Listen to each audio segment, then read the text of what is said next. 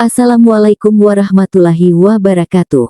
Selamat datang di channel As by Story. Jangan lupa like, komen dan subscribe serta aktifkan lonceng notifikasi agar tidak ketinggalan cerita menarik lainnya. Sekarang mari kita mulai ceritanya. Jadi di sini kalau umur udah 25 tahun disebut perawan tua? Tanya Anyelir terlihat terkejut. Bener. Kalau lelakinya minimal 27 tahun, kata Baskara. Lelaki yang 1 jam lalu dihampiri oleh Keya. Kini mereka bertiga sudah duduk di mejeng yang berada di bawah pohon mangga, dekat dengan sebuah warung yang letaknya tidak jauh dari rumah nenek Keya. Kamu, kan udah 27 tahun, kok belum menikah? Celetuk Keya yang sedari tadi diam saja karena tengah memakan jajanan berkuah merah. Dia hanya menyimak obrolan antara Anyelir dan Baskara yang membahas tentang segala sesuatu yang bersangkutan dengan desa yang kini mereka datangi. Belum ada yang cocok, saya gagal menikah 1 tahun yang lalu. Anyelir dan Keya terdiam sesaat, namun Baskara berbicara lagi. Nggak usah sungkan, saya pun sudah melupakan kejadian itu. Kenapa bisa gagal? Tanya Keya yang tidak bisa mengontrol rasa penasarannya. Perempuan yang mau saya nikahi kabur, dia memilih melarikan diri bersama pengusaha Dubai. Anyelir dan Keya saling tatap lalu melebarkan kedua matanya. Loh, kok bisa kenal sama pengusaha Dubai? Keterlaluan banget tuh cewek, kesal Keya. Dia pun mengusap punggung Baskara memberi semangat.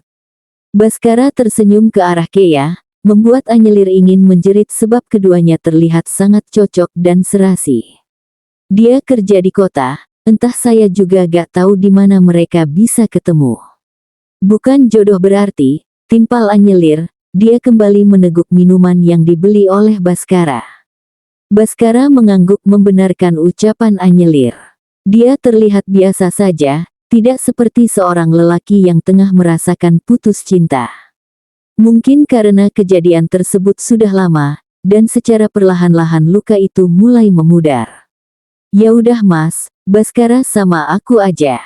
Aku bisa mengurus kamu kok Mas, aku bakalan patuh dan jadi istri yang baik buat Mas. Anyelir melotot, terkejut dengan ucapan Keya yang tanpa aba-aba itu. Apakah Keya tengah bercanda? Namun dilihat dari raut wajahnya, Keya menunjukkan keseriusannya.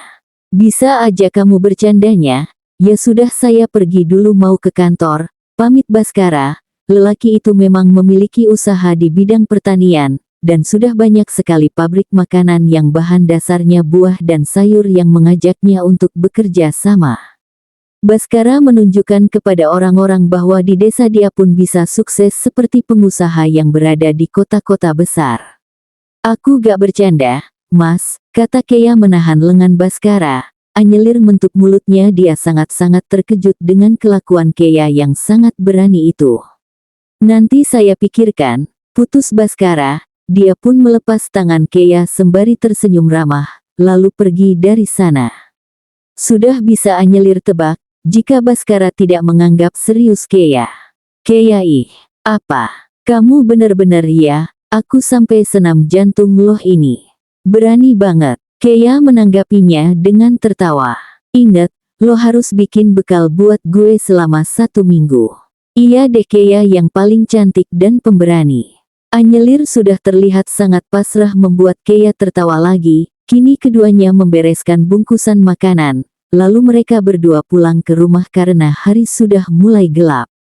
Keesokan harinya Anyelir dan Keya diajari caranya bertanam di belakang rumah nenek Keya. Banyak sekali sayuran yang mereka tanam. Bukan hanya menanam, ketiganya juga memetik sayuran yang sudah siap dipanen untuk nanti mereka jadikan lauk makan siang.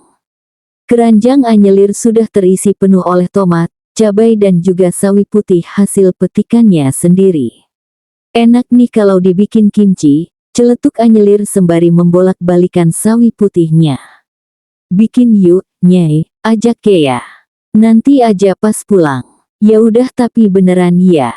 Iya Keya cerewet. Keya mengajak Anyelir untuk duduk di atas kain putih yang ditaruh di atas rerumputan. Di sana sudah terdapat minuman jeruk peras dan juga brownies yang dibuat oleh nenek.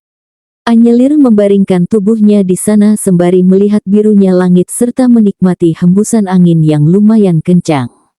"Anye, gue mau pipis dulu ya, beser banget gue baru aja minum 1 gelas, keluh Kea yang sudah bangkit lalu lari terbirit-birit memasuki rumah melewati pintu dapur.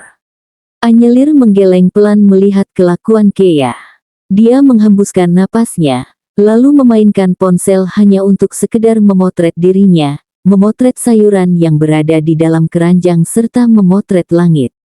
"Anyelir, Anyelir." Nenek memanggil Anyelir sebanyak 2 kali, namun Anyelir tidak tahu di mana letak suara itu. Dia langsung mengubah posisinya menjadi duduk, terlihatlah nenek yang menghampirinya diikuti oleh seorang lelaki yang membuat Anyelir tidak bisa mengontrol ekspresi wajahnya. Dia begitu terkejut dengan kedatangan lelaki itu. "Ini pacar kamu nak, katanya kamu gak ada kabar jadi dia samperin ke sini." Nenek bersuara ketika sudah mendekat pada Anyelir. "Biru." Lelaki itu terdiam sembari menatap Anyelir yang masih duduk dengan wajah terkejutnya. "Ya sudah, nenek mau ke kebun dulu. Bilangin ke Kea iya." "Iya nek," balas Anyelir terbata-bata. Nenek langsung pergi, kini tinggal Anyelir dan Biru. Lelaki itu mendudukan dirinya di samping Anyelir setelah menyingkirkan keranjang sayur yang berada di samping gadis itu. "Kenapa gak ngabarin mau ke sini?" tanya Biru dengan wajah datarnya. Anyelir sedikit menggeser tubuhnya agar tidak terlalu dekat dengan Biru. Mengapa lelaki itu mau repot-repot datang menemuinya sampai melakukan perjalanan cukup jauh? Bukankah Biru senang jika Anyelir tidak mengganggunya lagi? Sekarang malahan Anyelir yang merasa terganggu, sebab tujuannya ke sini untuk melupakan Biru serta menenangkan diri. "Ngapain ngabarin kamu? Bukannya kamu seneng gak aku gangguin?" tanya Anyelir dengan suara ketus. Biru menghela napasnya. Mereka terdiam cukup lama, di dalam hati Anyelir terus menyerukan nama Kea agar sahabatnya itu segera datang. "Aku minta maaf." Biru mengeluarkan suaranya lagi. Dia menatap Anyelir dalam namun Anyelir segera memalingkan wajahnya. "Minta maaf buat apa? Waktu malam itu, aku keterlaluan ya." Pakai nanya lagi, batin Anyelir. "Tolong jangan kayak gini, Anye. Jangan kabur-kaburan aku khawatir." "Siapa juga yang kabur-kaburan? Aku gak kabur kok, emang niatnya mau kesini sama Kea. Tetep aja kamu gak ngabarin aku," tegas Biru. Dia menatap tajam Anyelir. Anyelir menghela napasnya kasar lalu membalas tatapan Biru. Gadis itu meneguk ludahnya kasar. Biru terlihat menyeramkan jika pandangan matanya menajam, namun kali ini Anyelir harus mengalahkan rasa takutnya. "Emang kalau aku ngabarin kamu, kamu bakal peduli?" tanya Anyelir dengan suara pelan. "Aku gak ngerti sama pemikiran kamu Anyelir." Sekarang Biru yang membuang muka, dia mengusap wajahnya dengan kasar, sedangkan Anyelir kebingungan. Mengapa sekarang Biru yang menyalahkannya? "Aku pun sama. Aku gak ngerti sama jalan pikiran kamu Biru. Sampai aku berpikir kalau kamu tuh terpaksa sama hubungan ini, aku juga berpikir cuman aku doang yang cinta sama kamu, sedangkan kamu gak cinta sama aku. Setiap kali aku bilang kamu cinta gak sama aku, kamu pasti marah. Itu juga yang membuat aku bingung dan bersikap seperti ini. Aku berpikir dengan seperti ini kamu bakal luluh, bakal berubah, bakal bujuk aku. Tapi ternyata salah, kamu malah semakin marah dan muak sama aku. Kenapa milih dipertahankan sih?" "Karena janji sama ayah aku." "Anyelir," desis Biru. Dia meremas bahu Anyelir lalu menatap Anyelir semakin tajam. Napas Anyelir sudah naik turun. Dia mencoba melepaskan tangan Biru dari bahunya. "Loh, Biru." Dengan cepat Anyelir melepaskan diri dari Biru. Di dalam hati dia sangat berterima kasih kepada Kea karena datang di waktu yang tepat. "Kea." Lirih Anyelir berlari menghampiri Kea. Gadis itu langsung memeluk Anyelir. Dia menatap tajam Biru. "Kenapa lo kesini sih? Mau nyakitin Anye lagi?" Kesal Kea. Dia memberi tatapan permusuhan pada Biru. Memang Keya yang memberitahu Biru di mana Anyelir berada sebab lelaki itu terus memaksanya. Sekarang Keya menyesal telah memberitahunya. Biru berdecak pelan. Dia sangat muak dengan drama yang dibuat oleh dua sahabat itu. Lihatlah sekarang mereka tengah berpelukan dan Keya terus menenangkan Anyelir sesekali menyindir Biru yang hanya memperhatikan sembari duduk di atas kain putih. Anyelir tidak pernah merasakan kekesalan berlebihan terhadap Biru, sebab dia terlalu mencintai lelaki itu, dan mengubur rasa kesal setiap kali Biru melakukan hal-hal yang membuatnya kesal. Namun sekarang dia tidak berpikir untuk mengubur rasa kesalnya. Apalagi kekesalannya sekarang bertambah. Anyelir pikir, Biru akan langsung pulang namun ternyata tidak. Lelaki itu malah mencari muka kepada nenek. Bahkan Anyelir sampai terkejut dengan kedatangan Biru bersama nenek Keya.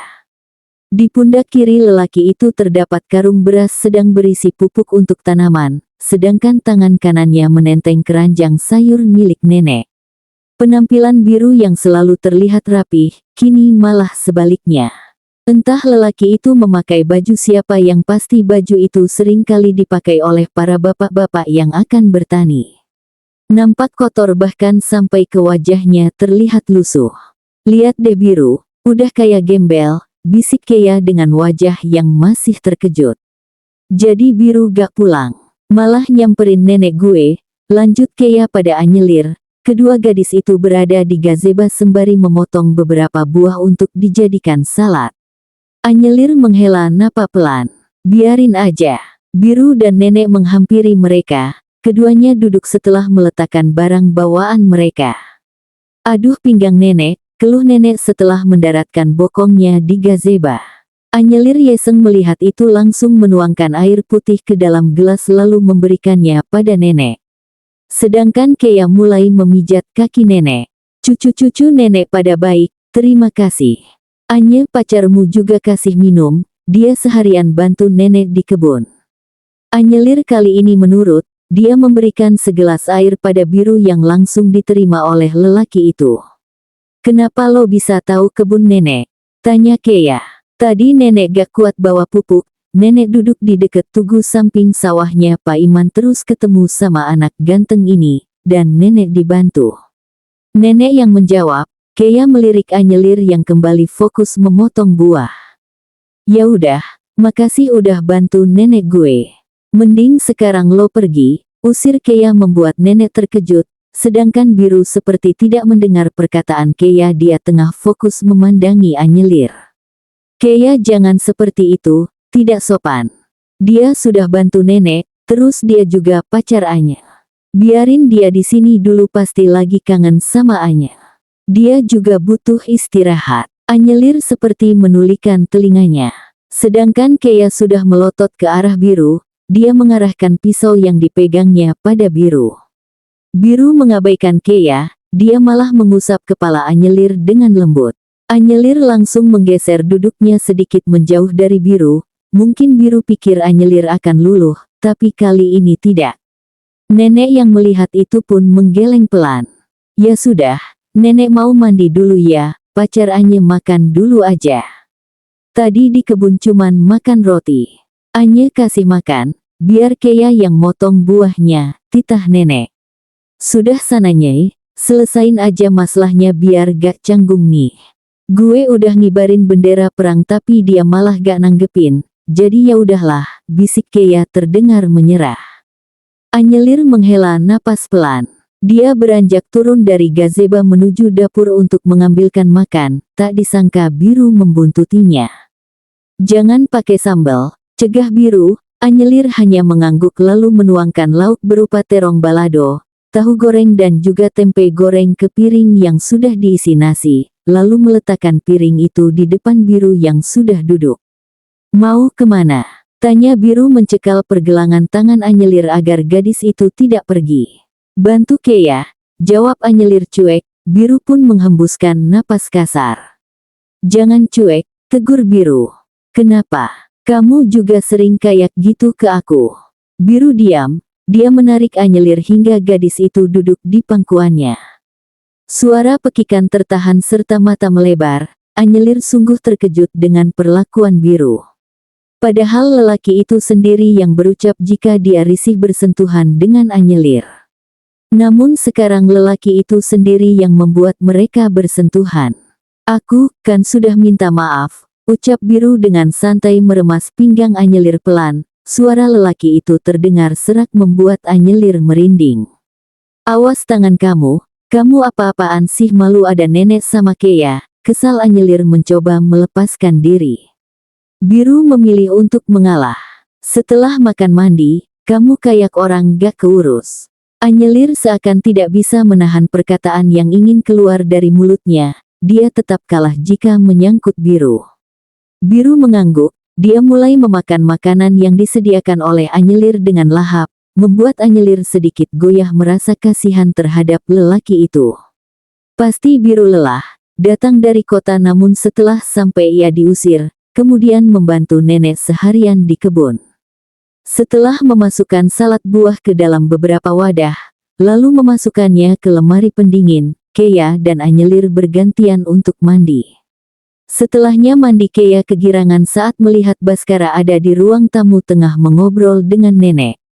Gadis itu pergi meninggalkan Anyelir di kamar sendirian, katanya ini kesempatan untuk berdekatan dengan Baskara. Anyelir berniat ke halaman belakang untuk memilih sawi putih yang bagus untuk dia jadikan kimchi, karena Keya tak sabaran. Dia ingin membuatnya besok. Anyelir duduk di gazebo di mana di situ terdapat tumpukan sawi yang masih terlihat segar. Anyelir hanya mengambil 3 sawi, menurutnya cukup untuk dia dan Keya sebab nenek tidak suka dengan makanan tersebut.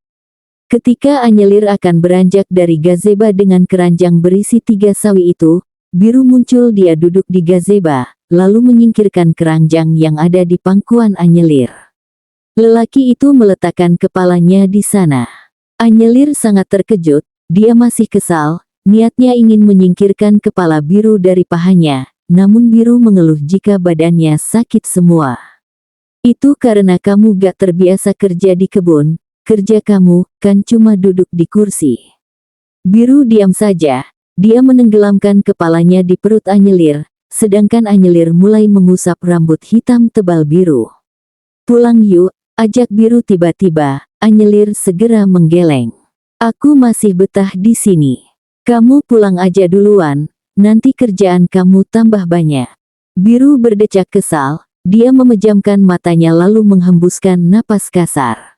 Kamu aneh, lirih Anyelir. Aneh kenapa? Aneh aja. Biasanya kamu gak segininya. Bukannya kamu risih ya digangguin aku terus. Kata siapa? Emang aku pernah ngomong gitu ke kamu? Anyelir mengedikan bahunya acuh. Pernah, masa kamu lupa? Meski kamu gak bilang, aku bakalan tetap tahu kok, dari perlakuan kamu aja udah kelihatan. Maaf. Keduanya terdiam, sebenarnya ada banyak hal yang ingin Anyelir tanyakan pada Biru.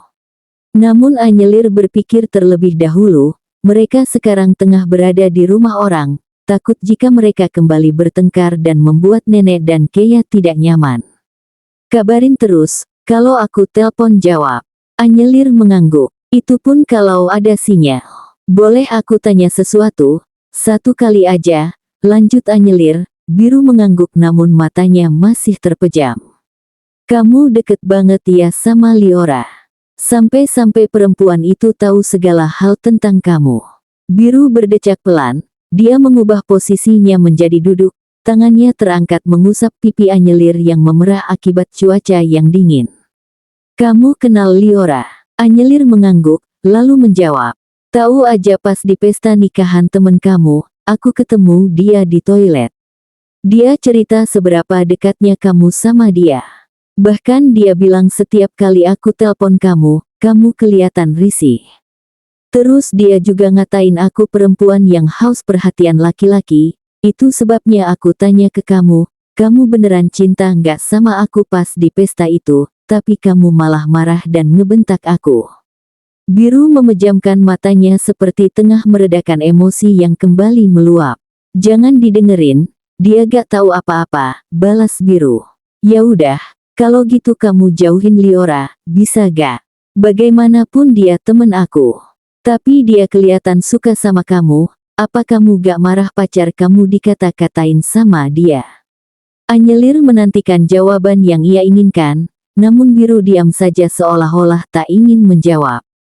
Dari situlah Anyelir kembali merasakan kecewa. Nanti aku tegur dia, udah jangan dipikirin. Pilih aku atau Liora. Anyelir please. Kita baru aja baikan jangan mancing-mancing bisa gak? Liora temen aku. Kata siapa kita baikan? Enggak, aku kecewa banget sama kamu Biru. Jawaban yang selalu kamu berikan gak sesuai, selalu buat aku kebingungan, dan bikin aku kecewa terus. Anyelir sempat berdiri namun Biru menariknya kembali agar tetap duduk. Cukup tahu kamu pacarku, aku milik kamu udah Anyelir. Aku gak akan kemana-mana, soal pertemanan, aku gak mau perteman hancur cuman gara-gara hal kayak gini. Liora biar nanti aku tegur. Biru langsung memeluk Anyelir dengan erat, sedangkan Anyelir hanya terdiam. Meskipun hanya teman, tetap saja Anyelir merasa cemburu. Apalagi Liora seperti ingin memiliki Biru, dia juga tidak bersikap baik pada Anyelir. Bersambung.